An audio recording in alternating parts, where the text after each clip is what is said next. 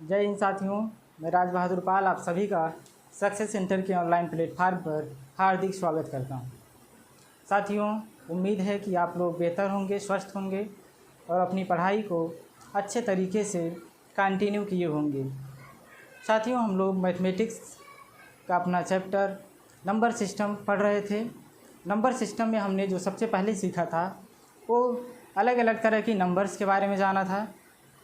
अलग अलग नंबर्स का यूज़ कहाँ कहाँ पर होता है ये हमने सीखा था। उसके बाद जो हम लोगों ने मैथमेटिक्स में देखा वो हम लोगों ने सीखा था कि दशमलव संख्याएं होती क्या हैं। दशमलव संख्याओं के प्रकार देखे थे हम लोग। दशमलव संख्याओं का यूज़ कहाँ कहाँ पर होता है। उसके बाद बार वाले जो दशमलव थे उनको किस तरह से हम भिन्न में कन्वर्ट करते हैं ये हम लोगों ने सीखा था। तो हम लोग जो आज सीखेंगे उसी कड़ी में नंबर सिस्टम में ही हम लोग आज सीखेंगे गुणनखंड के बारे में।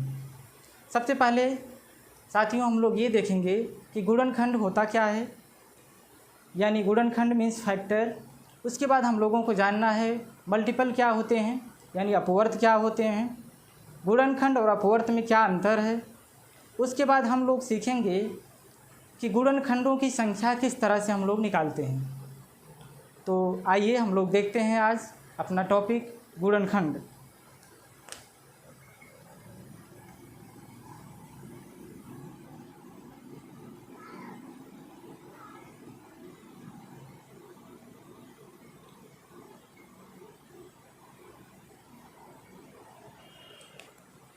तो हम लोग देखेंगे कि गुणनखंड यानी फैक्टर होता क्या है। तो फैक्टर कोई भी संख्या, जैसे मान लीजिए कोई भी संख्या हम लेते हैं, वह संख्या जिन भी संख्याओं से विभाजित होती है वह सारी संख्याएं उस संख्या की गुणनखंड या फैक्टर कहलाती हैं। तो वही हमने लिखा है डिफिनेशन के फॉर्म में, कोई भी संख्या जिन किन्हीं भी संख्याओं से विभक्त होती है वह सभी संख्याएं उस संख्या की गुणनखंड कहलाती हैं। तो आइए हम एग्जाम्पल के माध्यम से देखते हैं। मान लीजिए हमने कोई संख्या ले लिया, यहाँ पर एक संख्या है 6 के गुणनखंड होता क्या है, वह सभी संख्याएं जिनसे ये संख्या जो है विभक्त हो जाएगी, डिवाइड हो जाएगी, वह सभी इसके क्या कहलाएंगे, गुणनखंड कहलाएंगे। तो अगर हम 1 से स्टार्ट करते हैं, 1 से अगर हम देखें 6 डिवाइड होगा ना, 1 6 जा 6 होता है। तो 6 का गुणनखंड क्या हो गया, एक गुणनखंड इसका 1 हो गया। अब इसी तरह हम एक के बाद क्या आता है 2 से अगर हम 6 को भाग दें तो कितना आएगा, 2 3 जा 6, ये 3 बार में डिवाइड होगा, यानी 6 जो है क्या 2 से डिवाइड होती है, इसलिए 2 भी क्या है इसका एक गुणनखंड होगा। अब ये तो 2 हो गया। इसके बाद हम 3 देखें, अगर 3 से 6 डिवाइड होगा, हाँ 3 2 जा 6, यानी 3 भी इसका एक गुणनखंड है।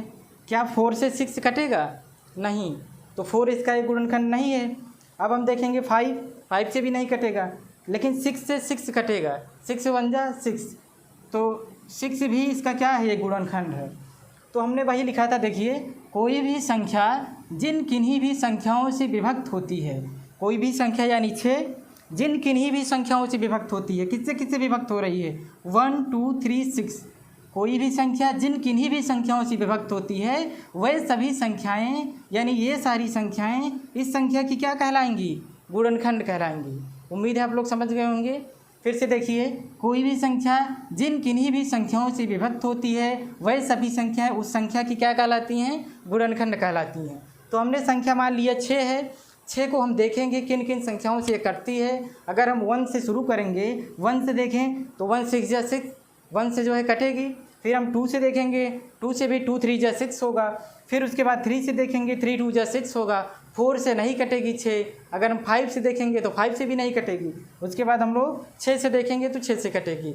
तो फिर 6 के गुणनखंड कौन कौन हुए, 1 2 3 और 6, तो ये होते हैं गुणनखंड।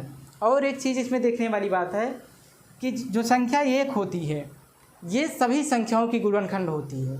संख्या 1 जो होती है ये सभी संख्याओं की गुणनखंड होगी। चाहे आप कोई भी संख्या लेंगे, सभी संख्याओं की गुणनखंड जो है कौन होगी, संख्या 1 होगी। और गुणनखंड जो होगा, किसी भी संख्या का सबसे बड़ा गुणनखंड होता है वही संख्या, खुद वही संख्या होती है। जैसे देखिए आप लोग यहाँ पर 6 है यह संख्या, 6 की अगर आप लोगों से पूछा जाए कि 6 का सबसे बड़ा गुणनखंड क्या होगा, तो वही संख्या होगी खुद, ठीक है। तो यही होता है गुणनखंड। आप लोग एग्जाम्पल नोट कीजिए। और कोई संख्या हम लेकर आपको दिखाते हैं।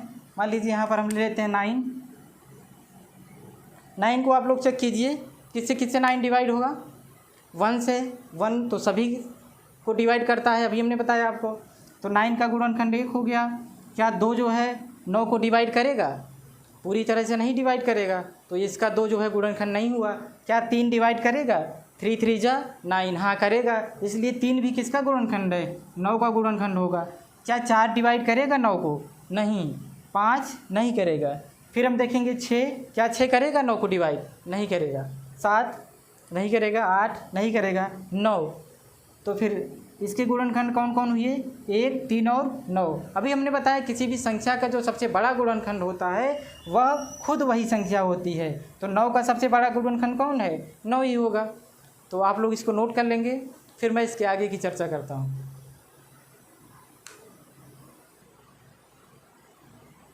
अब हम देखेंगे कुछ फैक्ट्स हैं गुणनखंड से रिलेटेड, उनको जानेंगे। किसी भी संख्या का गुणनखंड जो होता है हमेशा जिस भी संख्या का गुणनखंड है उस संख्या से छोटा या बराबर होता है। ठीक है, अभी मैं एग्जांपल देखिए आपको दिखा रहा हूँ। यहाँ पर मान लीजिए कोई हम संख्या ले लेते हैं। अगर हम कोई संख्या ले रहे हैं 8, मान लीजिए 8 कोई संख्या है, इसका हमको गुणनखंड निकालना है। 8 के गुणनखंड क्या क्या होंगे? एक तो 1 होगा, अभी हमने बताया था इसके पहले कि 1 जो है सभी संख्याओं का गुणनखंड होती है। तो 1 से होगी डिवाइड 8, और 2 से भी डिवाइड होगी 8। क्या 3 से 8 डिवाइड होगा? नहीं, तो 3 इसका गुणनखंड नहीं है। क्या 4 से 8 डिवाइड होगा? हाँ 4 से डिवाइड होगा, तो 4 इसका एक गुणनखंड है। क्या 5 से 8 डिवाइड होगा? नहीं। क्या 6 से 8 डिवाइड होगा? नहीं होगा। 7 से नहीं, 8 से डिवाइड होगा। तो देखिए आप लोग यहाँ पर हमने क्या लिखा है, किसी भी संख्या का गुणनखंड हमेशा दी गई संख्या से छोटा या बराबर होता है। 8 का गुणनखंड है, तो इस संख्या के जो गुणनखंड हैं इन सभी गुणनखंडों में से जो सबसे बड़ा गुणनखंड है वो 8 है। तो वही कहा गया है कि किसी भी संख्या का गुणनखंड जो होता है हमेशा दी गई संख्या से छोटा होता है या फिर बराबर होता है। तो आप लोग देखिए ये सभी संख्याएं 8 से छोटी हैं, लेकिन 8 क्या है? इसके बराबर है। तो यानी आप कोई भी जो संख्या लेंगे और उसका गुणनखंड निकालेंगे तो गुणनखंड जो होगा वो उस संख्या के बराबर आएगा और या फिर उससे छोटा रहेगा। ये रहा फैक्ट आपका पहला। दूसरा फैक्ट आपका क्या है? संख्या स्वयं का गुणनखंड होती है। इसके पहले भी मैं ये बात बता चुका हूँ आप लोगों को। 8 है, 8 का गुणनखंड 8 स्वयं है। तो इसी तरह जितनी भी संख्याएं हैं सभी स्वयं की गुणनखंड होती हैं। तो आपका दूसरा फैक्ट ये रहा। इसी क्रम में तीसरा फैक्ट है, 1 जो होता है वो प्रत्येक संख्या का गुणनखंड होता है। संख्या 1 जो होती है वो सभी संख्याओं की गुणनखंड 1 होती है। आप लोग 8 में भी देखिए, इसके पहले भी हम जो एग्जाम्पल 2 बताए उसमें भी 1 क्या है? 1 सभी संख्याओं का गुणनखंड होती है। अब इसी क्रम में चौथा हमारा जो फैक्ट है क्या बता रहा है, संख्या 1 को छोड़कर प्रत्येक संख्या के कम से कम 2 गुणनखंड होते हैं। आप लोग इसको अच्छे से समझिए। संख्या 1 को छोड़कर आप चाहे जितनी भी संख्याएं लेंगे उन सभी के 1 से ज़्यादा गुणनखंड होंगे। आप लोग देखिए यहाँ 8 है, 8 के कितने गुणनखंड हैं? टोटल 4 हैं। अगर आप ये इसी जगह पर 1 को लेते हैं, संख्या 1 को, 1 के कितने गुणनखंड होंगे? स्वयं संख्या 1 होगी, इसके अलावा और कोई थोड़ी।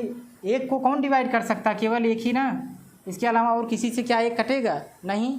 तो फिर वही हमने लिखा है कि संख्या 1 को छोड़कर प्रत्येक संख्या के कम से कम 2 गुणनखंड होते हैं, लेकिन 1 का केवल 1 होता है। अब अगर हम 2 को ले लें, संख्या 2 को, मान लीजिए हम 1 के बाद क्या आता है? 2 आता है, हमने 2 को ले लिया। 2 के अगर हम गुणनखंड आप लोगों से पूछें तो 1 होगा क्योंकि सभी संख्या का गुणनखंड 1 है। दूसरा कौन होगा? 2 होगा, 2 से स्वयं कटेगी संख्या। तो फिर इसके कितने गुणनखंड हो गए? 2। लेकिन 1 के कितने थे? केवल 1 गुणनखंड था। यही चीज़ अब इसके बाद अगर आप 3 को भी लेंगे तो संख्या 3 के जो है 1 होगा गुणनखंड उसका, और उसके बाद 3 खुद होगी वो। तो इसी तरह से बढ़ते जाएंगे सभी के गुणनखंड, लेकिन संख्या 1 के केवल 1 ही गुणनखंड होता है। तो चौथे फैक्ट में हमारा यही है कि संख्या 1 को छोड़कर प्रत्येक संख्या के कम से कम 2 गुणनखंड होते हैं। तो उम्मीद है ये बात आपको समझ में आ गई होगी। आप लोग इसको नोट कीजिए। इसके बाद हम लोग चर्चा करते हैं गुणज के बारे में, यानी मल्टीपल, जिसको अपवर्त भी कहते हैं। हाँ, एक चीज़ और आप लोग नोट कीजिएगा, गुणनखंड को एग्ज़ाम में जो है नाम जो है इसका 2-3 अलग अलग नाम है जो कि पूछ लेता है। आप लोगों को ये भी पता होना चाहिए। गुणनखंड को हम लोग कहते हैं अपवर्तक। अपवर्तक, ये भी आपको पता होना चाहिए। गुणनखंड को क्या बोलते हैं? अपवर्तक बोलते हैं। और इसको क्या बोलते हैं? इसको बोलते हैं गुणक। गुणक, तो ये चीज़ भी आप लोग नोट कर लीजिएगा, क्योंकि एग्ज़ाम में गुणनखंड ना दे करके ये अगर पूछ लेगा तो आपको पता रहना ज़रूरी है। नोट कर लेंगे। इसके बाद हम लोग आगे चर्चा करते हैं मल्टीपल के बारे में।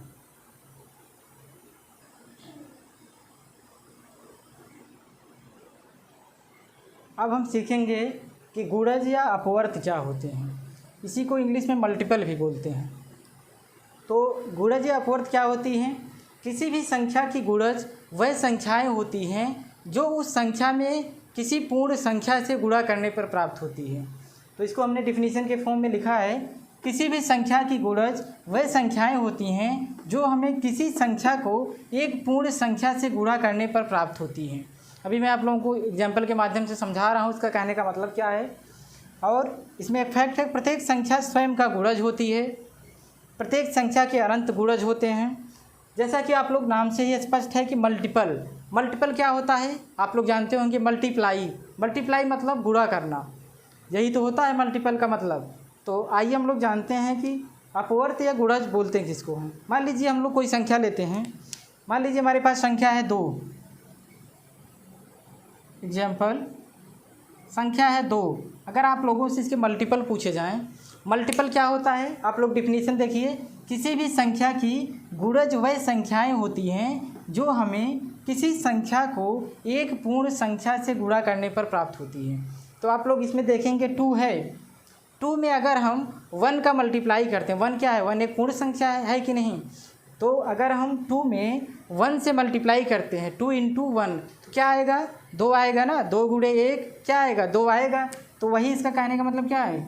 देखिए आप लोग, किसी भी संख्या की गुणज वह संख्याएं होती हैं जो हमें किसी संख्या को, हमारे पास संख्या 2 है, किसी संख्या को एक पूर्ण संख्या से गुणा करने पर प्राप्त होती है। तो पूर्ण संख्या हमारी 1 है, 1 है। 2 से अगर हम 1 में मल्टीप्लाई करेंगे तो क्या आएगा? 2 आएगा। इसी तरह पूर्ण संख्या 2 है, 2 से इस संख्या में मल्टीप्लाई करेंगे तो क्या आएगा? 4 आएगा। फिर उसके बाद संख्या क्या आती है? 3 आती है। 3 से अगर हम 2 में मल्टीप्लाई करेंगे तो क्या आएगा? 6 आएगा।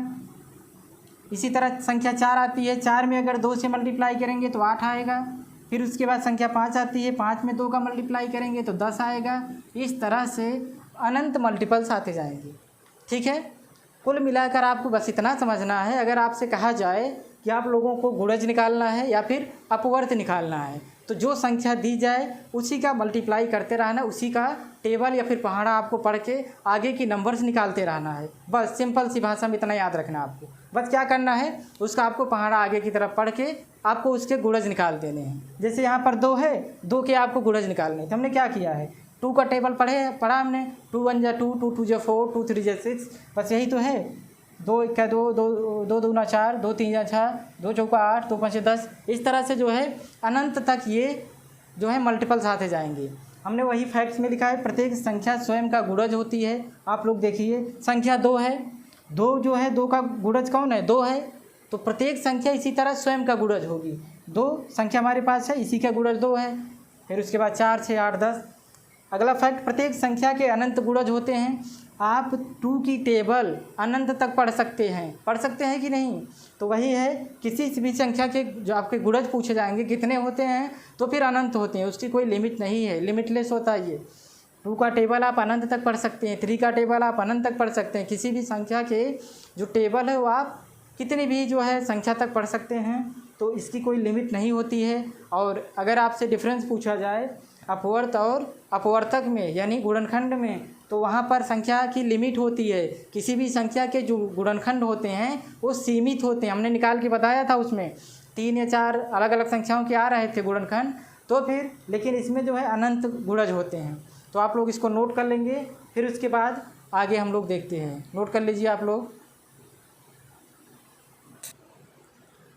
अब हम लोग देखेंगे गुणनखंड और गुणज में संबंध क्या है।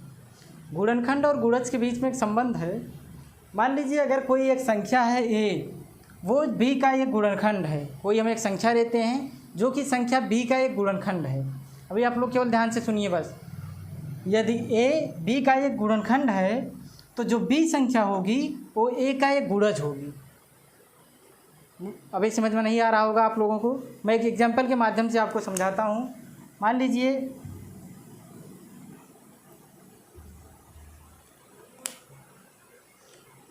मान लीजिए 56 एक नंबर है 56, ठीक। 56 का गुणनखंड 14 होता है। क्या होता है? 14। अगर इसके आपसे गुणनखंड पूछे जाएँ 56 के तो क्या क्या होंगे? गुणनखंड निकालना आप लोग देख लीजिए कैसे निकालते हैं गुणनखंड हम लोग। 56 है, एक नंबर है 56। 56 जो है कि 14 से डिवाइड होगी। 14 एक इसका क्या है? गुणनखंड है। 56 का गुणनखंड क्या है? 14 है। 14 से देखिए कटेगी, 14 चौका 56। तो इसका ये क्या है? ये 14 एक क्या है? 56 का गुणनखंड है। 14 एक इसका क्या है? ये गुणनखंड है, ठीक है। 14 एक इसका 56 का गुणनखंड है। और अगर हम 14 का मल्टीपल देखें, 14 का अगर हम आपसे कहें कि गुणज निकालिए, गुणज कैसे निकालते हैं? हम क्या बताए थे आपको? उसका क्या पढ़ना है? टेबल पढ़ना है आपको। 14 का टेबल आप लोग पढ़िए। 14 में कम 14, 14 दूनी 28, 14 तिरिक 42, 14 चौका 56। तो 14 का जो आपका आ रहा है ये गुणज 56 आ रहा है कि नहीं? और अभी इसके पहले हमने देखा कि 56 का एक गुणनखंड है 14। तो हमने क्या लिखा यहाँ पर? यदि ए बी का एक गुणनखंड है, यदि ए बी का एक गुणनखंड है, यानी 14 56 का एक क्या है? गुणनखंड है। 14 56 का क्या है? एक गुणनखंड है। फिर उसके बाद तो बी ए का गुणज है। इसको हम क्या मान लेते हैं? इसको हम मान लेते हैं बी। इसको क्या मान लेते हैं? बी। और इसको हम मान लेते हैं ए। ध्यान से देखिएगा आप लोग, अब समझ में आ जाएगा आपको। यदि ए बी का एक गुणनखंड है, ये बी है, बी का एक गुणनखंड कौन है? ए यानी 14 है, ठीक है। अब उसके बाद कह रहा है अगर ऐसा है तो बी ए का एक गुणज है। बी जो है ए का यानी 14 का एक क्या है? गुणज है। 14 का गुणज 56 आ रहा है कि नहीं? यही तो ये कह रहा है। बी जो है ए का एक गुणज है। ए हमने क्या माना था? 14। 14 का गुणज कौन है? 56। और 56 का गुणनखंड कौन है? 14। यही दोनों में संबंध है, गुणज और गुणनखंड में यही संबंध है। क्या कि अगर ए बी का एक गुणनखंड है तो जो संख्या बी होगी वो ए का एक गुणज होगी, ठीक है। तो 56 जो है हमने बी मान लिया। बी क्या है? 56 बी जो है 56 जो है इसका क्या है? 14 का एक मल्टीपल है ना, और 14 का क्या है? एक गुणनखंड है 56 का। तो यही दोनों में संबंध है। आप लोग इसको नोट कर लेंगे, फिर मैं आगे की बात इसमें बताता हूँ। नोट कर लेंगे आप लोग। अब हम देखेंगे फैक्टर और मल्टीपल में क्या अंतर है, गुणनखंड और गुणज में क्या डिफरेंस है, ठीक है। सबसे पहले तो अब इसके पहले हमने बताया कि जो गुणनखंड होते हैं इनको क्या किया जा सकता है? इनको गिना जा सकता है। लेकिन जो हमारे गुणज होते हैं मल्टीपल, इनको जो है गिना नहीं जा सकता, ये अनंत होते हैं। इनकी संख्या क्या होती है? अपरिमित होती है, ठीक है। अब हम लोग एक एग्जांपल के माध्यम से देखते हैं। मान लीजिए कोई नंबर है 14, 14 है। इसके गुणनखंड क्या क्या होंगे? गुणनखंड क्या क्या होते हैं? जिन किन्हीं भी संख्याओं से ये संख्या कट जाए वो सभी इसके क्या कहलाएंगे? गुणनखंड कहलाएंगे। यही हमने बताया था। तो देखिए 1 से क्या 14 कट जाएगा? 1 से, हाँ। 2 से भी डिवाइड हो जाएगा। 3 से नहीं होगा, 3 से 14 नहीं कटेगा। अब हम 4 से देखेंगे, 4 से भी नहीं कटेगा। 5 से देखेंगे, 5 से भी नहीं कटेगा। 6 से भी नहीं कटेगा ये, लेकिन 7 से कटेगा। 7 2 जा 14, तो फिर 7 से ये डिवाइड हो जाएगा। 8 से कटेगा नहीं, 9 से नहीं कटेगा, 10 से भी नहीं। इसके बाद ये 14 से कटेगा। किससे? 14 से। अब इसके गुणनखंड नहीं हो सकते, ठीक है। जो सबसे बड़ा गुणनखंड होता है ये संख्या जो है स्वयं होती है, ये हमने पीछे लिखवाया है। तो फिर इसके गुणनखंड कितने हुए? टोटल 4 हुए। इनको आप लोग आसानी से गिन सकते हैं, गिन सकते कि नहीं? इसी तरह कोई भी संख्या होगी उनके गुणनखंड को हम लोग आसानी से गिन सकते हैं। लेकिन जो हमारा गुणज होता है या मल्टीपल, इनको गिना नहीं जा सकता है। कैसे नहीं गिना जा सकता है? मान लीजिए कोई नंबर हम लोग लेते हैं 14 ही ले लेते हैं। कोई नंबर है 14, इनके आप लोगों से कहा जाए मल्टीपल निकालिए। मल्टीपल मतलब हमने क्या बताया था? जनरली बस इसका जो है क्या निकालना है? पहाड़ा पढ़ के इसके जो है मल्टीपल्स निकालने हैं। तो 14 का क्या होगा, 14 बन जा, 14 संख्या खुद होगी, उसके बाद 14 2 जा 28, 42, 56, इस तरह से जो है ये अनंत तक जाएगा। कहाँ तक, अनंत तक, इसकी कोई लिमिट नहीं है, ठीक है। किसी भी संख्या के जो मल्टीपल होते हैं उनकी संख्या क्या होती है, अनंत, उनको गिनना जो है संभव नहीं, इसलिए इनको गिना नहीं जा सकता है। अब मान लीजिए यहाँ पर एक चीज़ और फैक्टर में आपको जानना है, एक संख्या अगर हम ले लेते हैं मान लीजिए 12, इसका आप लोगों से कहा जाए गुणनखंड निकालिए, इसके गुणनखंड क्या क्या होंगे, संख्या किससे किससे कटेगी, ये 1 से कटेगी, 2 से कटेगी क्या, हाँ 2 से भी कटेगी, 3 से कटेगी, 3 से भी, 4 से कटेगी, 4 से भी कटेगी, 6 से भी कटेगी, फिर उसके बाद ये 12 से खुद कटेगी, ठीक है। ये सभी इसके क्या है, गुणनखंड हैं। एग्ज़ाम में आप लोगों से पूछ लिया जाता है, कोई भी संख्या दे के पूछ लिया जाता है कि बताइए इसके उचित गुणनखंडों की संख्या, ठीक है, उचित गुणनखंडों की संख्या क्या होती है। तो आप लोग ध्यान से देखिएगा, मान लीजिए 12 है, इसके गुणनखंड तो ये होंगे। अब इसमें आप लोगों से पूछा गया है कि उचित गुणनखंडों की संख्या बताइए इसमें, तो फिर क्या होती है उचित गुणनखंड की संख्या, किसी भी संख्या का अगर उचित गुणनखंड कहा जाता है, उचित गुणनखंड, उचित गुणनखंड मीन्स जैसे जो संख्या आप लोगों की है उसका सबसे बड़ा गुणनखंड कौन है, संख्या खुद है। तो उचित गुणनखंड में केवल इसी को छोड़ करके बाकी जो भी गुणनखंड हैं उन सभी को काउंट किया जाता है, ठीक है। जो संख्या है उसका जो है सबसे बड़ा गुणनखंड वो संख्या खुद होती है। उचित गुणनखंड में केवल उसी को छोड़कर जितने भी बचते हैं वो सारे के सारे गुणनखंड क्या कहलाते हैं, उस संख्या के उचित गुणनखंड कहलाते हैं। तो फिर इसके उचित गुणनखंड क्या क्या हो जाएंगे 12 के, आप लोग बताइए 12 के उचित गुणनखंड कौन कौन होंगे, 1 होगा, 2 होगा, 3 होगा, 4 होगा और उसके बाद 6 होगा, 12 को छोड़ देना है, ठीक है। तो मुझे उम्मीद है आप लोग समझ गए। अगर आप लोगों से 14 में पूछा जाए कि बताइए इसके उचित गुणनखंड कौन कौन से हैं, तो आप लोगों को इस 14 को छोड़ करके जितने भी हैं सभी को किस में रखना है, उचित गुणनखंड में रखना है, ठीक है। तो एग्ज़ाम में क्वेश्चन कभी कभी पूछ लिया जाता है उचित गुणनखंड, जिसको आप लोगों को जानते रहना है, यानी प्रॉपर फैक्टर, इसको बोलते हैं प्रॉपर फैक्टर, ठीक ना, प्रॉपर फैक्टर, ठीक है, नोट कर लीजिए आप लोग। उसके बाद इसके आगे हम लोग देखेंगे अभाज्य गुणनखंड क्या होते हैं, आप लोग नोट कर लीजिए।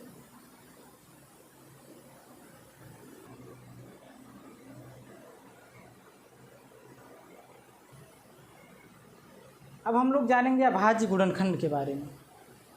अभाज्य संख्या आप लोग पढ़े होंगे, अभाज्य संख्याएं किस क्या थी, बताया गया था आप लोगों को पिछली क्लास में। वह संख्याएं जिनके केवल 2 गुणनखंड होते हैं, एक तो वह संख्या खुद होती है और एक 1 होता है, यही तो बताए थे हम अभाज्य संख्याओं की डिफिनीशन, जिनके केवल 2 गुणनखंड होते हैं। अब हम जो लोग जानेंगे अभाज्य गुणनखंड होता क्या है। मान लीजिए हम कोई संख्या ले लेते हैं, मान लीजिए हमारे पास एक संख्या है 14, इसके आपको अभाज्य गुणनखंड निकालना है। अभाज्य गुणनखंड मीन्स, गुणनखंड तो आप लोग समझ गए होंगे, इसके पहले क्या होता है कि कोई भी संख्या जिन किन्हीं भी संख्याओं से डिवाइड हो जाती है वह सभी उसके क्या कहलाते हैं, गुणनखंड कहलाते हैं। लेकिन अभाज्य गुणनखंड क्या है, जैसे 14 है, 14 किन किन अभाज्य संख्याओं से डिवाइड होती है वे सभी इसकी क्या कहलाएंगे, अभाज्य गुणनखंड कहलाएंगे। बस हमको यही याद रखना है, गुणनखंड मीन्स वही सभी संख्याएं जिससे ये संख्या कट जाए। अभाज्य गुणनखंड मीन्स ऐसी अभाज्य संख्याएं जिनसे ये संख्या डिवाइड हो जाती है। तो आप लोग चेक कीजिए अभाज्य संख्याएं कौन कौन सी होती हैं।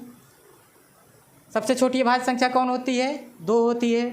2 से अगर हम चेक करें 14 को, तो क्या 14 डिवाइड होगी, यस हाँ डिवाइड हो जाएगी, 2 से बन जा 14। तो फिर इसका एक अभाज्य गुणनखंड क्या हो जाएगा, एक तो हो जाएगा 2। अब उसके बाद और अभाज्य संख्याएं क्या क्या होती हैं, क्या 3 से ये डिवाइड होगा, नहीं हो सकती है। 4 तो अभाज्य संख्या है नहीं। 5 से क्या ये डिवाइड हो सकती है, नहीं डिवाइड हो सकती है। 6 अभाज्य संख्या है नहीं। फिर हम आ जाएंगे किस पर, 7 पर। 7 से आप लोग इसको डिवाइड करके देखिए तो 7 दूनी 14, हाँ ये हो जाएगी 7 से। तो इसका एक और गुणनखंड क्या हो जाएगा, 7 हो गया। क्या 7 के बाद 14 तक और किसी भी संख्या से ये डिवाइड हो सकती है, नहीं। तो कुल मिलाकर अभाज्य गुणनखंड का मतलब यही हुआ, ऐसी अभाज्य संख्याएं जिनसे कोई भी संख्या पूरी तरह से क्या हो जाती है, डिवाइड हो जाती है, वे सभी संख्याएं उस संख्या की क्या कहलाएंगी, अभाज्य गुणनखंड कहलाएंगी। तो 14 के अभाज्य गुणनखंड कौन कौन हुए, 2 और 7 हुए। 2 भी क्या है, एक अभाज्य संख्या है, अभाज्य संख्या है, और 7 भी क्या है, 7 भी आपकी क्या है, अभाज्य संख्या है।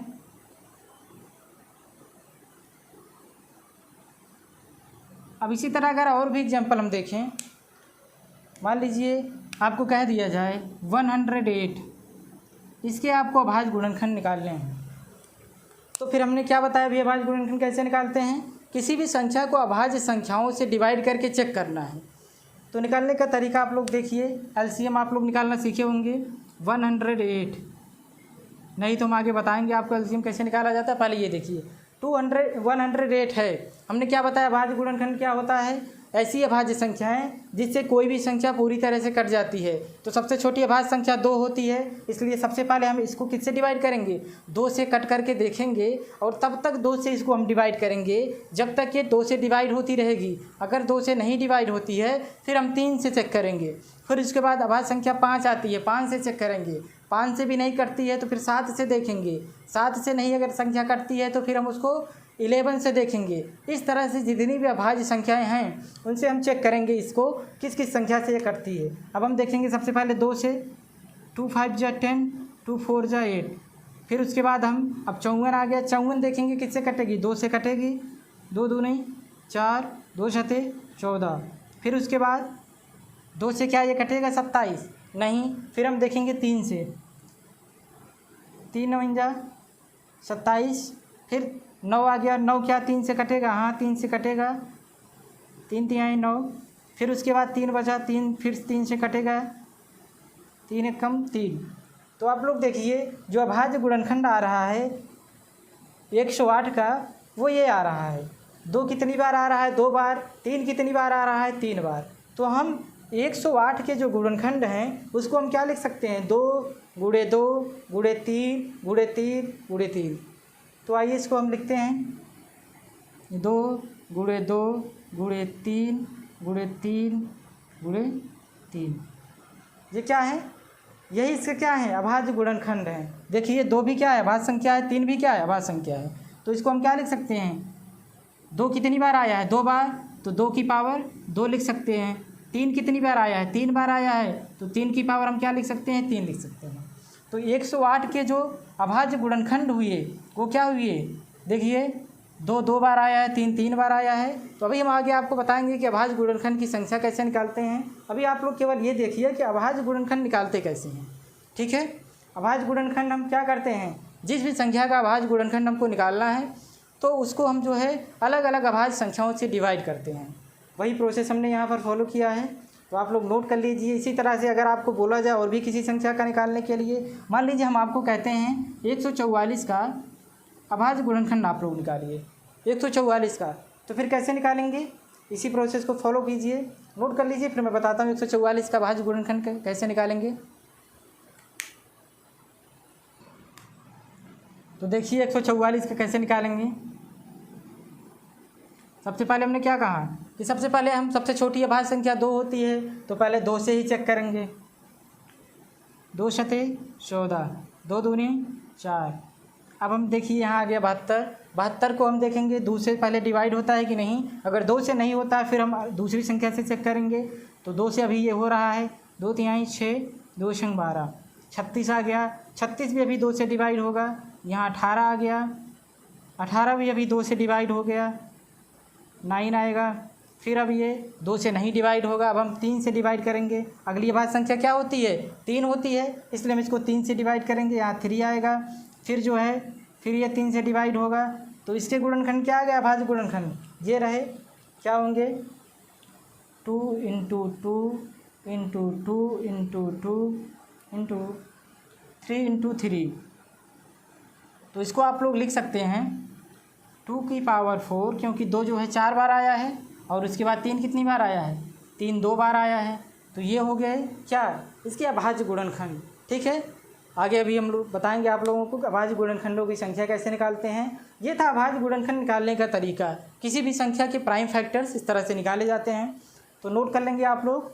उसके बाद हम लोग आगे की चर्चा करते हैं। तो आइए देखते हैं कि गुणनखंडों की संख्या कैसे निकालते हैं। बेहद ही इम्पोर्टेंट टॉपिक है, ये समझ लीजिए 100% कोई भी एग्ज़ाम हो इस पर बेस्ड क्वेश्चन बनना ही बनना है। चाहे आपका स्टेट लेवल का कोई एग्ज़ाम हो, चाहे सेंट्रल लेवल का, अगर उसमें मैथमेटिक्स का पोर्शन है और एरिथमेटिक का, तो उसमें ये जो है इससे रिलेटेड क्वेश्चन आना ही आना है। आप लोग इसको ध्यान से समझेंगे। मैं आपको बेसिक और ट्रिक दोनों माध्यम से इसको समझाऊंगा कैसे ये निकाला जाता है गुणनखंड की संख्या। तो इसमें जो गुणनखंड की संख्या से क्वेश्चन बनते हैं, पहले तो उनके टाइप आप लोग देख लीजिए। ये 7 टाइप के क्वेश्चन पूछे जाते हैं आप लोगों से। एक तो पूछा जाता है कि कुल गुणनखंड की संख्या निकालने के लिए। दूसरा जो होता है अभाज्य गुणनखंड की संख्या कैसे निकाली जाती है। तीसरा जो होता है विषम गुणनखंड की संख्या क्या होती है। चौथा जो क्वेश्चन बनता है सम गुणनखंड की संख्या। पांचवा जो है पृथक अभाज्य गुणनखंड की संख्या। छठा क्वेश्चन जो बनता है पूर्ण वर्ग गुणनखंड की संख्या निकालना। और आखिरी जो क्वेश्चन बनता है पूर्ण घन गुणनखंडों की संख्या निकालना। तो ये 7 तरह के जो है गुणनखंड की संख्या से रिलेटेड क्वेश्चन बनते हैं। आप लोग पहले तो इनके टाइप को नोट कर लेंगे, उसके बाद मैं एक एग्जांपल ले करके इन 7 को जो है डिफ़ाइन करूँगा। आप लोग इसको नोट कर लीजिए 7 तरह के जो क्वेश्चन बनते हैं, फिर मैं एक एग्जांपल के माध्यम से समझाने का प्रयास करता हूँ आप लोगों को।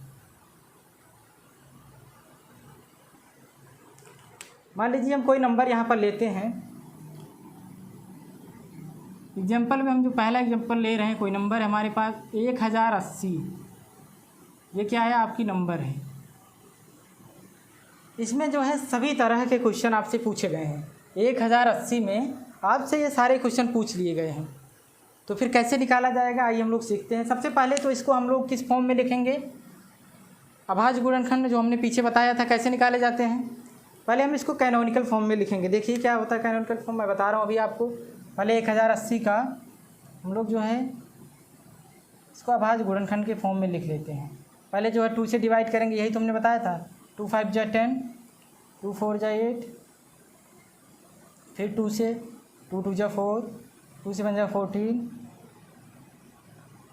फिर 2 से 2 1 जा 2, 2 3 जा 6, 2 5 जा 10, फिर जब 2 से ये नहीं डिवाइड होगा, अब 3 से देखेंगे। 3 4 जा 12, 3 5 जा 15, फिर 3 से 3 1 जा 3, 3 5 जा 15, फिर 3 से 3 5 जा 15, फिर उसके बाद ये 5 से डिवाइड होगा। तो इसके अभाज्य गुणनखंड जो है ये रहे। अब इसको मैं उस तरफ जो है लिख लेता हूँ यहाँ पर। इस 1080 को हम लोग क्या लिख सकते हैं, ये देखिए 2 कितनी बार आया है यहाँ पर। 2 यहाँ कितनी बार आया है, 3 बार आया है। 3 कितनी बार आया है, 3 बार आया है। और 5 1 बार आया है। तो यहाँ हम ये लिख सकते हैं, डायरेक्ट लिख दे रहा हूँ। देखिए आप लोग 2 की पावर 3 इंटू 3 की पावर 3, उसके बाद इंटू 5 की पावर 1। ये क्या है, यही इसी को बोलते हैं कैनोनिकल फॉर्म। क्या बोलते हैं, कैनोनिकल फॉर्म। लिख लेंगे आप लोग यहाँ पर कैनोनिकल फॉर्म, कैनोनिकल रूप, ठीक ना। तो सबसे पहले कोई भी क्वेश्चन आपको अगर दिया जाएगा तो उसको क्या करेंगे, छोटी से छोटी अभाज्य संख्या में हम डिवाइड करेंगे, ठीक ना। तो करने के बाद हम उसको इस फॉर्म में लिख लेंगे। अब हमको क्या देखना है, हमसे पूछा गया है जो पहला क्वेश्चन कि आप बताइए कुल गुणनखंडों की संख्या क्या होगी। तो पहले मैं इसको आपको जो है ट्रिक के माध्यम से बता देता हूँ कैसे जानते हैं, फिर मैं इसको बेसिक में जो है डिटेल में आपको समझाऊँगा। तो अगर आपसे कुल गुणनखंडों की संख्या पूछी जा रही है तो आपको जो भी यहाँ पर अभाज्य संख्याएं हैं उनकी पावर को ध्यान से देखना है। आप देखिए 2 है, 2 की पावर कितनी है, 3 है, ठीक है। 2 की पावर कितनी है, 3 है। तो कुछ नहीं करना आपको, कुल गुणनखंडों की संख्या मैं बता रहा हूँ, ध्यान से देखिएगा आप लोग। जो भी पावर रहेंगी उन सभी में 1 1 जोड़ देंगे। पावर में क्या कर देंगे, 1 1 जोड़ देंगे। 3 में अगर हम 1 जोड़ते हैं 3 + 1 हो जाएगा। फिर उसके बाद गुणा रहेगा। फिर अगली पावर क्या है, अगली पावर क्या है, 3 है। फिर हम क्या करेंगे, उसमें भी 1 जोड़कर मल्टीप्लाई कर देंगे, 3 + 1 मल्टीप्लाई है, फिर उसके बाद मल्टीप्लाई, फिर अगली पावर क्या है 1 है, 1 में हम क्या कर देंगे, उसमें भी 1 जोड़ देंगे, 1 + 1। ध्यान से आप लोग देखिएगा, ये देखिए 3 धन 1 कितना हो गया 4, क्या हो गया 4 हो गया। ये बीच में गुणा है, गुणा लिख लिए, 3 धन 1 कितना हो गया 4 हो गया, फिर यहाँ बीच में क्या है गुणा का है साइन, फिर 1 + 1 2 हो गया। अब आप लोग हमको बताइए कि 4 चौका 16, 16 दूनी 32, यही आपके हैं कुल गुणनखंडों की संख्या। क्या है, कुल गुणनखंडों की संख्या। तो अगर आपको कोई भी क्वेश्चन दे दिया जाए और पूछा जा रहा है आपसे, बताइए इसमें कुल गुणनखंडों की संख्या क्या है, तो सबसे पहले जो आपका स्टेप होगा कि उस संख्या को इस फॉर्म में कैनोनिकल फॉर्म में लिखना है। कैनोनिकल फॉर्म कैसे हम निकालेंगे, उसको अभाज्य संख्याओं से डिवाइड करके इस तरह से हम उसका जो है क्या निकालेंगे, पहले अभाज्य गुणनखंड निकालेंगे उनके, फिर उसको हम कैनोनिकल फॉर्म में लिखेंगे। कैनोनिकल फॉर्म में लिखने के बाद उन सभी की पावर को हमको देखना है, पावर में 1 1 जोड़ देना है। 3 में हमने 1 जोड़ दिया, 3 धन 1 4 हो गया, फिर उसके बाद गुणा, फिर अगली संख्या पर जो पावर है 3 उसमें भी 1 जोड़ देना है, 3 धन 1 क्या आ गया 4 आ गया, फिर गुणा करना है, फिर उसके बाद अगली पावर 1 है, 1 में फिर हमने 1 जोड़ दिया 2 आ गया, तो 4 × 4 × 2 आ गया, टोटल कितना 32। ये है कुल गुणनखंडों की संख्या। यही तरीका आप लोग फॉलो करना है, किसी भी क्वेश्चन में आपको कोई भी क्वेश्चन दे दिया जाए आपको कुल गुणनखंड इसी तरीके से निकालना है। एग्ज़ाम में टाइम आपके पास कम रहेगा, इसलिए आपको जो फॉलो करना है ये तरीका फॉलो करना है। बाकी मैं इसका बेसिक भी बताऊंगा, ऐसा क्यों किया जाता है, क्यों ये जोड़ा जाता है, ये मैं आपको भी बताऊंगा। ठीक है, अब हम लोग देखेंगे अभाज्य गुणनखंड कैसे निकालते हैं, अभाज्य गुणनखंडों की संख्या कैसे निकालते हैं। अभाज्य गुणनखंडों में कुछ नहीं करना आपको, ये सभी क्या अभाज्य संख्याएं, हम इसको क्या किए हैं, इसकी अभाज्य संख्याओं के फॉर्म में क्या कर दिए हैं, ब्रेक कर दिए हैं अभाज्य संख्याओं को मल्टीपल के फॉर्म में। ठीक है, फिर हम क्या करेंगे, इसकी पावर को केवल हमको क्या कर देना है, जोड़ देना है। क्या कर देना है, जोड़ देना है। अभाज्य गुणनखंड कुछ नहीं करना है, सभी की पावर को आपस में क्या कर देना है, ऐड कर देना है, तो वही उसकी क्या हो जाएंगी अभाज्य गुणनखंड। तो देखिए पावर क्या क्या है, 3 है, इसकी पावर क्या है 3 है, 5 की पावर क्या है 1 है, तो तीनों को ऐड कर दिए, 3 धन 3 6 6 1 7, 7 क्या है 7 आपका है अभाज्य गुणनखंडों की संख्या। क्या है, अभाज्य गुणनखंडों की संख्या। तो ये दोनों चीज़ें क्लियर हो गई होंगी, कुल गुणनखंडों की संख्या कैसे निकालते हैं, अभाज्य गुणनखंडों की संख्या कैसे निकालते हैं। अब जो तीसरा हमको सीखना है कि विषम गुणनखंडों की संख्या हम कैसे जानेंगे, कैसे निकालेंगे। तो आप लोग इसको पहले दोनों को नोट कर लीजिए, फिर मैं बताता हूँ कि विषम गुणनखंड की संख्या कैसे निकालते हैं।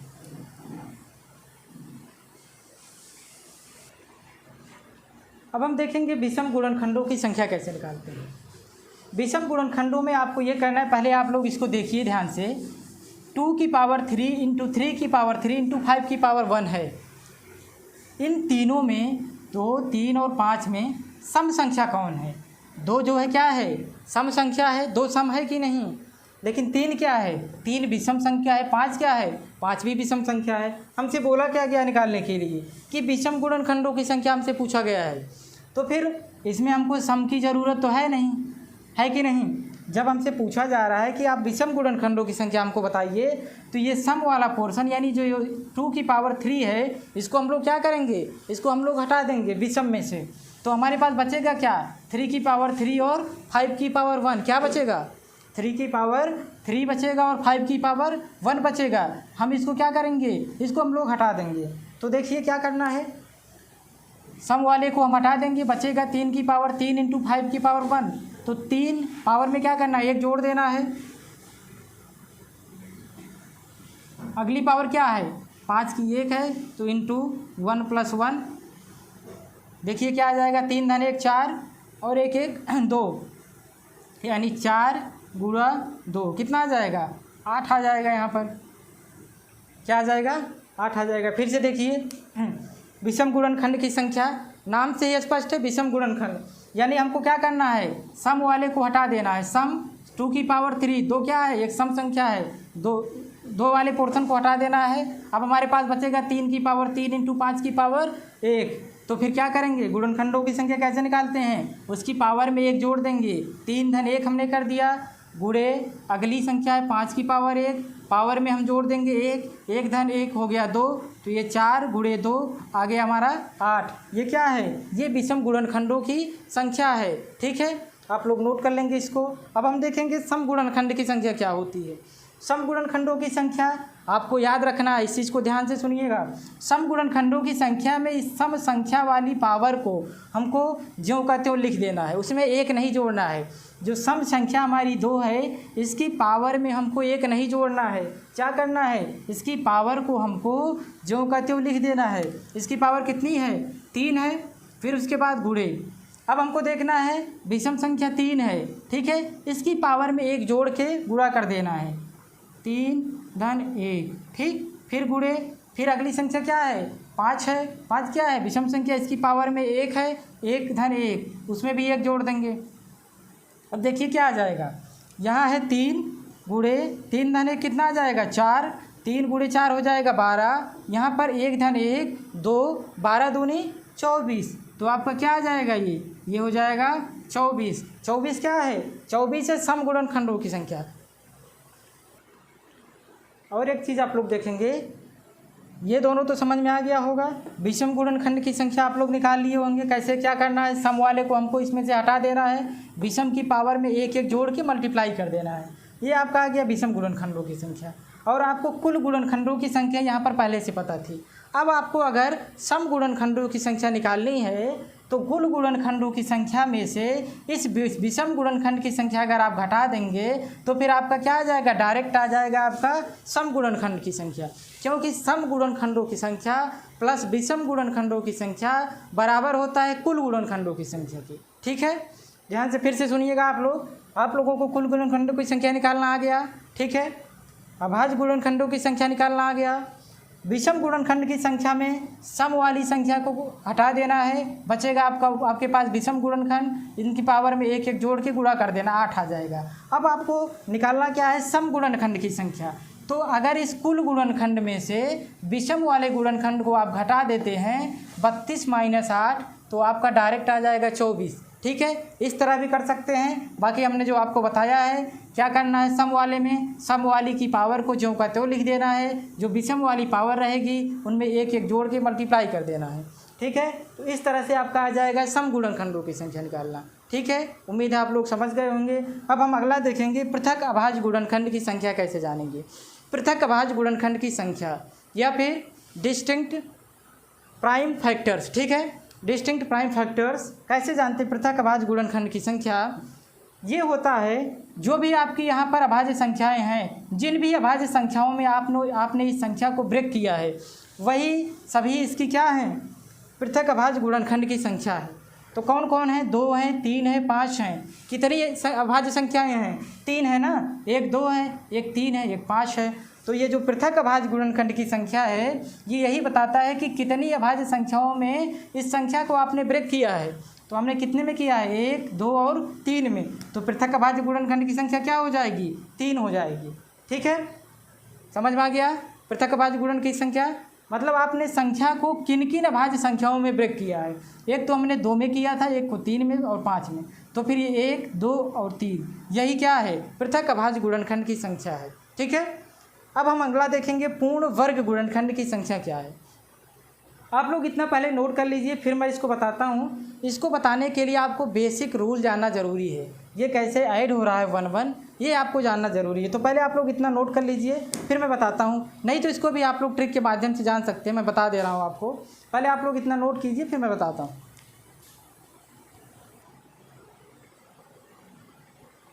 देखिए आप लोग, ये क्या है, 1080 का एक कैनोनिकल फॉर्म है। ठीक, हमने इसको सबसे पहले इसमें जो है लिख लिया।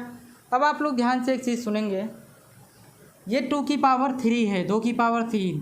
अगर हम इसको लिखना चाहें तो कैसे लिखेंगे, 2 की पावर 0, ठीक, 2 की पावर 1, 2 की पावर 2 और 2 की पावर 3। ठीक है, ठीक, 2 की पावर 3 को हम क्या लिखें, 2 की पावर 0, 2 की पावर 1, 2 की पावर 2, 2 की पावर 3। ठीक है, अब इसी तरह इसको देखिए, 3 की पावर 0, 3 की पावर 1, 3 की पावर 2 और 3 की पावर 3। इसी तरह अगर हम इसको देखें 5 की पावर 0 और 5 की पावर 1। ठीक, ये क्या है 5 की पावर 1। ठीक है, आप लोग इसको नोट कीजिए। देखिए आप लोग यहाँ कितने गुणनखंड हुए, 1 2 3 और 4, तो यहाँ हो जाएगा 4 इंटू यहाँ कितने गुणनखंड हुए, 1 2 3 और 4, 4 इंटू यहाँ कितने गुणनखंड, 1 और 1 2। तो फिर अगर आप इसको सॉल्व करेंगे 4 चौको 16 दूनी 32। अभी इसके पहले जब हम आप लोगों को ट्रिक के माध्यम से बताए थे कि कुल गुणनखंडों की संख्या तो कितनी आई थी, 32 आई थी। कितनी आई थी, 32। अब यहाँ पर हम लोग देखेंगे 2 की पावर 3 है। 2 की पावर 3 को हम लोग कैसे लिख सकते हैं, 2 की पावर 0 इंटू 2 की पावर 1, 2 की पावर 2, 2 की पावर 3। ठीक है, उसके बाद 3 की पावर 3 को 3 की पावर 0, 3 की पावर 1, 3 की पावर 2, 3 की पावर 3। अब 5 की पावर 1 को 5 की पावर 0 और 5 की पावर 1। देखिए क्या करना है, यहाँ कितने गुणनखंड हुए, 1 2 3 और 4, 4 1 2 3 4, 4 फिर उसके बाद 1 1 2, टोटल गुणनखंड की संख्या कितनी आ गई, 32। ठीक है, आप लोग नोट कर लेंगे।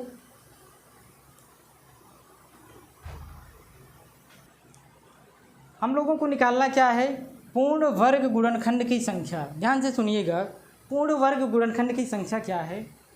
पूर्ण वर्ग गुणनखंड का मतलब कि ऐसी संख्या जिसका हम क्या करें, अगर हम उसका किसी भी संख्या का स्क्वायर करें तो उसके बराबर आना चाहिए। जैसे आप लोग देखिए 2 की पावर 0 है, किसी भी संख्या की पावर अगर 0 हो तो उसकी वैल्यू क्या होती है, 1 होती है। क्या होती है, 1 होती है। किसी भी संख्या की अगर पावर 0 हो तो उसकी वैल्यू 1 होती है। यहाँ 2 की पावर 0 है, इसकी वैल्यू 1 है। क्या है, 1 है। तो फिर ये 1 है, ये भी 1 है, ये भी 1 है। ठीक है, ध्यान से सुनिएगा आप लोग, ये भी 1 के बराबर है, ये भी 1 के बराबर, ये भी 1 के बराबर। 2 की पावर 1 मतलब 2 होता है, 3 की पावर 1 मतलब 3 होता है, 5 की पावर 1 मतलब 5 होता है। अब ध्यान से देखिए, कह रहा है पूर्ण वर्ग गुणनखंड की संख्या। यहाँ पर आ रहा है 1 जो है क्या होती है, स्वयं की वर्ग होती है। 1 का अगर आप लोग वर्ग करेंगे तो क्या आएगा, 1 आएगा। हमको निकालना क्या है, ऐसी संख्या जो किसी भी संख्या की क्या हो, स्क्वायर हो। ऐसा गुणनखंड जो क्या हो, किसी भी संख्या का स्क्वायर हो। तो 1 जो है किसका स्क्वायर है, 1 का स्क्वायर है कि नहीं। 1 जो होता है ऐसी संख्या है जो स्वयं का स्क्वायर होती है, जो स्वयं का क्यूब भी होती है। ठीक है, 1 का अगर आप लोग क्यूब करेंगे तो 1 ही आएगा। ध्यान से सुनिएगा, आसानी से आपको समझ में आ जाएगा। हमने क्या कहा, किसी भी संख्या की जो पावर अगर 0 है तो उसकी वैल्यू क्या होती है, 1 होती है। इसकी भी वैल्यू 1, इसकी भी वैल्यू 1। अब हमने क्या कहा, 1 क्या है, 1 स्वयं का स्क्वायर है। हमको निकालना क्या है, पूर्ण वर्ग गुणनखंड, यानी 1 क्या है, 1 स्वयं का वर्ग है, इसलिए क्या है, पूर्ण वर्ग संख्या है कि नहीं, पूर्ण वर्ग संख्या हो गई। उसी तरह ये भी, यहाँ भी 1, यहाँ भी 1। अब आप लोग देखिए यहाँ पर 2 की पावर 1 है, 2 क्या, 2 किसी जो है पूर्णांक का या पूर्ण संख्या का वर्ग है, नहीं। 2 किसी भी पूर्ण संख्या का वर्ग नहीं है। यहाँ पर 2 की पावर 2 है, 4 किसका वर्ग है, 2 का वर्ग है ना, किसका वर्ग है, 2 का वर्ग है। तो पूर्ण वर्ग संख्या में कौन आ जाएगी, एक तो ये आ जाएगी, एक कौन आ जाएगी, 2 की पावर 2 आ जाएगी। क्या 2 की पावर 3 किसी संख्या का किसी पूर्णांक का वर्ग है, नहीं। 2 की पावर 3 मतलब 8 होता है। 8 क्या है, किसी संख्या का वर्ग नहीं है। 8 क्या है, घन है किसी संख्या का। तो फिर हमको निकालना क्या है, पूर्ण वर्ग गुणनखंड की संख्या निकालनी है। तो फिर ये नहीं होगा, 3 की पावर 0 मतलब 1, हाँ ये होगा। 1 क्या है, 1 स्वयं का वर्ग है, और ये 3 का पावर 1, 3 किसी भी पूर्णांक का वर्ग नहीं है।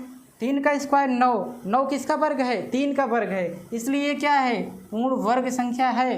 लेकिन 3 की पावर 3 नहीं है। इसी तरह 5 की पावर 1 भी क्या है, पूर्ण वर्ग संख्या है। तो अब यहाँ पर हमें निकालना क्या था, पूर्ण वर्ग गुणनखंड की संख्या।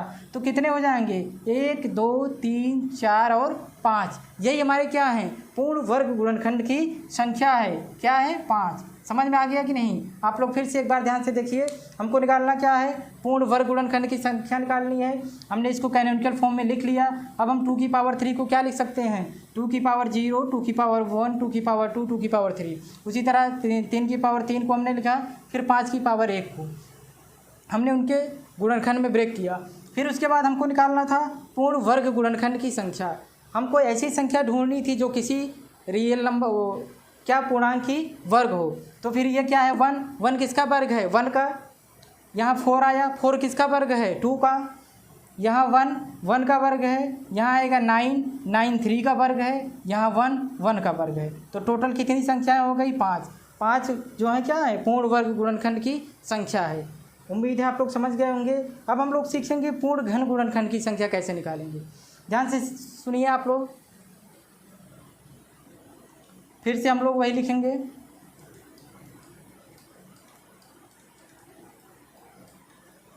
इससे पहले हम लोग देखिए पूर्ण वर्ग गुणनखंड की संख्या। अब हम देखेंगे पूर्ण घन गुणनखंड की संख्या। इसको क्या लिख सकते हैं? 2 की पावर 0, 2 की पावर 1, 2 की पावर 2, 2 की पावर 3। ठीक, ये मल्टीप्लाई में सब रहेंगे। फिर उसके बाद 3 की पावर 0, 3 की पावर 1, 3 की पावर 2, 3 की पावर 3। उसके बाद 5 की पावर 0, 5 की पावर 1। अब हमको निकालना क्या है? पूर्ण घन गुणनखंडों की संख्या।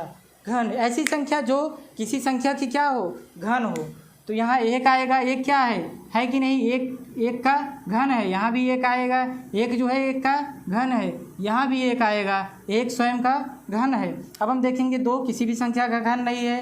क्या 3 किसी संख्या का घन है? नहीं है। 5 किसी संख्या का घन है? नहीं है। यहाँ आएगा 4 किसी संख्या का घन है? नहीं है।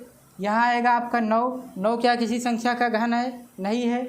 अब आप लोग देखेंगे यहाँ आएगा 8 क्या है? 2 का घन है। तो फिर ये क्या है? ये पूर्ण घन संख्या हो जाएगी। यहाँ आएगा 27, 3 3 9 3 27। तो ये क्या है? ये पूर्ण घन संख्या है। 3 का क्या है? एक घन है। तो कितनी पूर्ण घन संख्याएं हो गई? 1 2 3 4 और 5। तो फिर इसकी भी वैल्यू क्या हो जाएगी? 5 हो जाएगी। पूर्ण घन गुणनखंड की संख्या। ठीक है, आप लोग, मुझे उम्मीद है कि बेहतर तरीके से समझ गए होंगे। तो ये आपके गुणनखंड की संख्या से 7 क्वेश्चन बनते हैं। तो ठीक है, आप लोग इसको नोट कर लीजिए। फिर इस पर बेस्ड मैं एक क्वेश्चन और लेकर आपकी जो भी डाउट्स हैं उनको।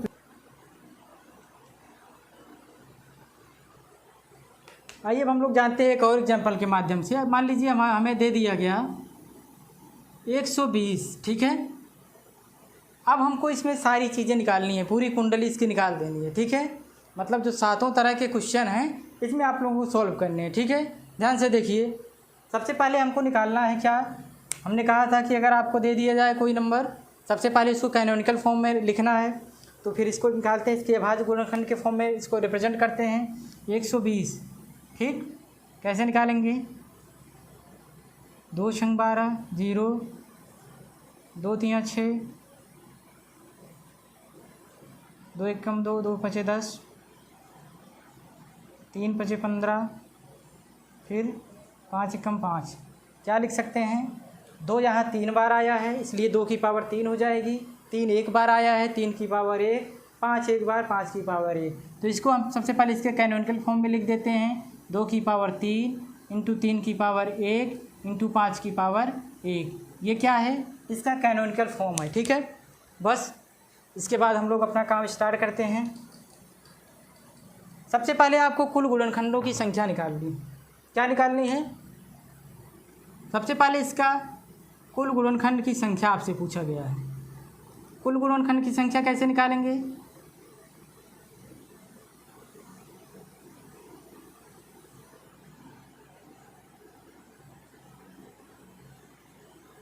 हाँ, एक चीज़ और, इसको जो इसके बेसिक फॉर्म में अगर हम कन्वर्ट करना चाहें तो कैसे करेंगे?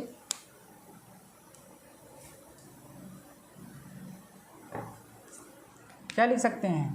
2 की पावर 0, 2 की पावर 1, 2 की पावर 2, 2 की पावर 3। फिर उसके बाद 3 का देखेंगे, 3 की पावर 0, 3 की पावर 1। 5 का देखेंगे, 5 की पावर 0 और 5 की पावर 1। ठीक है,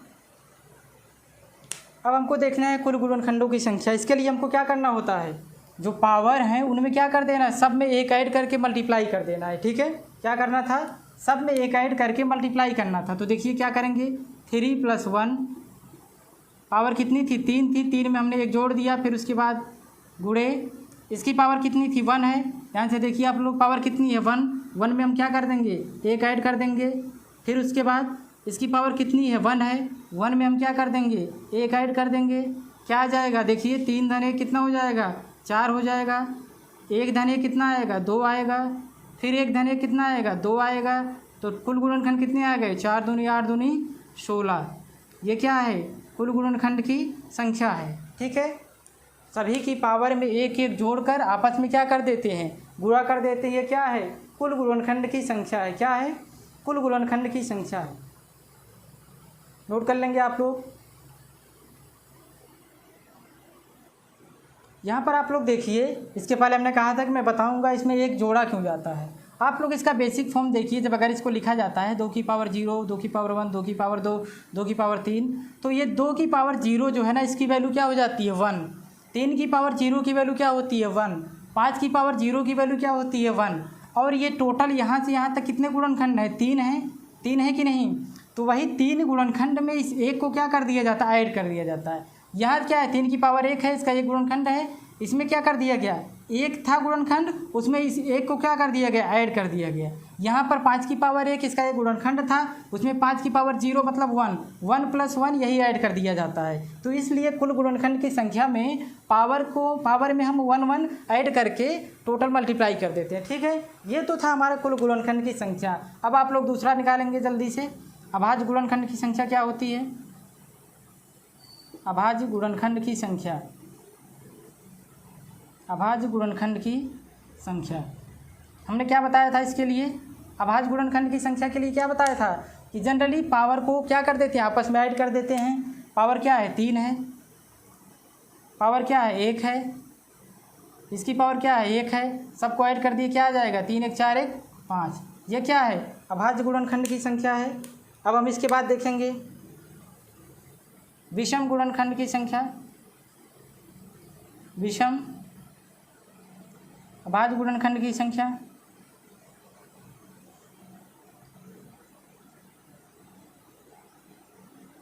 गुणनखंड की संख्या, इसके लिए हमने क्या बताया था, विषम के लिए क्या करना होता है, इस सम वाले को छोड़ देना होता है हमको। 2 क्या है, 2 एक सम संख्या है, इसको छोड़ देंगे, बाकी जो भी पावर्स हैं उनमें एक एक जोड़ के आपस में मल्टीप्लाई कर देंगे।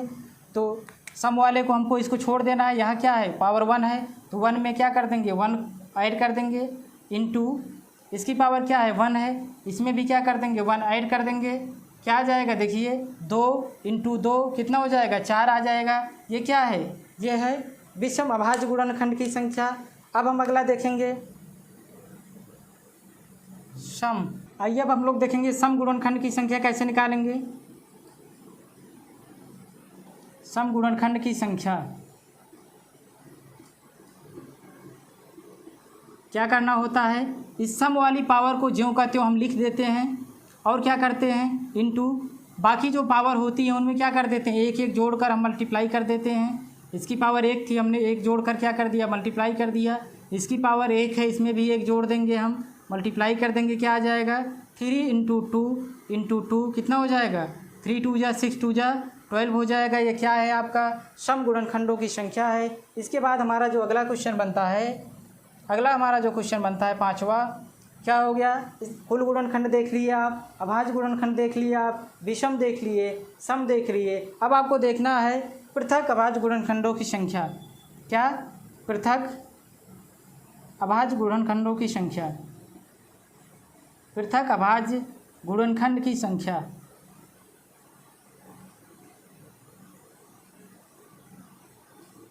पृथक अभाज्य गुणनखंड की संख्या हमने क्या बताया था कि ये जो नंबर्स है, इसको हम जिन भी अभाज्य संख्याओं में ब्रेक किए हैं वही सभी क्या हैं, कितनी अभाज्य संख्याओं में ब्रेक किए हैं वही उसके क्या हैं, पृथक अभाज्य गुणनखंड की संख्या 1 2 3। तो इसकी क्या हो जाएंगी, 3 पृथक अभाज्य गुणनखंड हो जाएंगे। अब इसके बाद जो छठा हमारा क्वेश्चन बनता है, पूर्ण वर्ग अभाज्य गुणनखंड, पूर्ण वर्ग अभाज्य गुणनखंड की संख्या। नोट कर लेंगे आप लोग, पूर्ण वर्ग अभाज्य गुणनखंड की संख्या। इसके लिए हमने बताया था कि ऐसे गुणनखंड जिसका क्या हो, एक परफेक्ट स्क्वायर हो, तो इसमें क्या आ जाएगा, देखिए आप लोग, 2 की पावर 0 मतलब 1, 2 की पावर 2 का मतलब 4, 3 की पावर 0 का मतलब 1, 5 की पावर का 0 का मतलब 1। यही सभी क्या हैं, परफेक्ट स्क्वायर है। देख लिया आप लोग, 1 का स्क्वायर क्या होता है 1, 2 की पावर की 0 की वैल्यू 1 होती है, 2 की पावर 2 मतलब 4, 4 किसका स्क्वायर है, 2 का स्क्वायर है, 3 की पावर 0 मतलब 1, 1 किसका स्क्वायर है 1 का, 5 की पावर 0 मतलब 1, 1 किसका स्क्वायर है 1 का। तो इसलिए इसका आंसर क्या हो जाएगा, 4 हो जाएगा। 4 क्या है, पूर्ण वर्ग अभाज्य गुणनखंड की संख्या है। एक और हमारा बचता है पूर्ण घन अभाज्य गुणनखंड की संख्या। नोट कर लेंगे आप लोग, मैं इसको जो है इरेज करता हूँ, नोट कर लीजिए, फिर मैं इरेज करता हूँ इसको।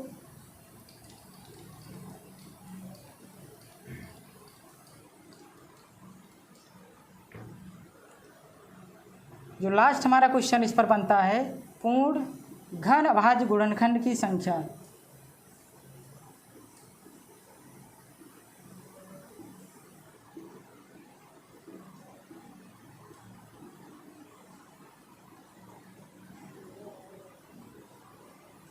पूर्ण घन क्या होता है, ऐसे गुणनखंड जो किसी संख्या के क्या हों, घन हों। तो एक क्या है, एक स्वयं का घन है, ये क्या है, ये नहीं होगा, ये तो स्क्वायर है। लेकिन 2 का क्यूब क्या है, ये 8 आएगा, 8 क्या है, 2 का घन है। एक क्या है, स्वयं का घन है, 5 का पावर 0 1, एक क्या है, स्वयं का घन है। तो इसलिए इसकी भी वैल्यू क्या आ जाएगी, 1 2 3 और 4। तो पूर्ण घन अभाज्य गुणनखंड की संख्या कितनी हो गई, 4। तो इस तरह से आप गुणनखंडों की संख्या निकालना, मुझे उम्मीद है कि अच्छे तरीके से सीख गए होंगे। और अभी जो है मैं आप लोगों को प्रीवियस ईयर के क्वेश्चन जो अभाज्य गुणनखंडों की संख्या से रिलेटेड हैं, उसको मैं अगली क्लास में करवाऊंगा अच्छे से। इसमें एक टॉपिक और बचा हुआ है गुणनखंडों से रिलेटेड, गुणनखंडों का योग निकालना, तो मैं उसको भी अगली क्लास में समझाऊंगा अच्छे से। आप लोग इस पर जो है बेस्ड क्वेश्चन का अभ्यास कीजिएगा। जो भी क्वेश्चन में आप लोगों को कहीं दिक्कत होती है, मुझे कमेंट के माध्यम से अवगत कराने की कोशिश कीजिएगा। बाकी मैं अगली क्लास में आपको जो भी आपके प्रीवियस ईयर एग्जाम्स में क्वेश्चन बनेंगे अभाज्य गुणनखंडों की संख्या से रिलेटेड, उनको मैं अच्छे तरीके से सॉल्व करवाऊँगा। आप लोग बेफिक्र रहिए, अपनी पढ़ाई को बेहतर तरीके से कंटिन्यू रखिए। जहाँ भी कोई आपको दिक्कत होती है, आप लोग कमेंट के माध्यम से अपनी क्वेरी को पूछ सकते हैं। मैं आपकी समस्या का समाधान करने की पूरी कोशिश करूँगा। तो साथियों, इसी के साथ मैं अपनी वाणी का विराम देता हूँ। धन्यवाद साथियों।